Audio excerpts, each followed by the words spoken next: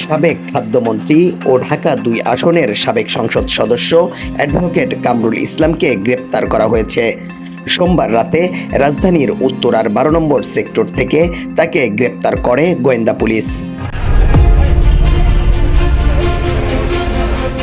কামরুল ইসলামের গ্রেপ্তারের খবর ছড়িয়ে পড়লে এর প্রতিবাদে রাজধানীর মিরপুরের 11.5 নম্বর সেতারা টাওয়ারের সামনে থেকে একটি ঝটিকা মিছিল বের করার চেষ্টা করে ছাত্রলীগ।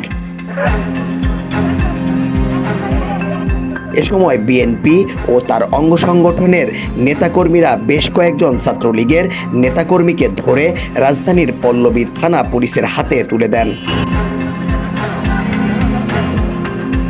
এ সময় বিএনপি ও তার অঙ্গ সংগঠনের নেতাকর্মীরা বলেন, সাধারণ মানুষের জানমাল নিরাপত্তায় ঢাকা মহানগর উত্তরের পল্লবী থানা ও বিভিন্ন ওয়ার্ডের নেতাকর্মীরা সদা প্রস্তুত রয়েছে।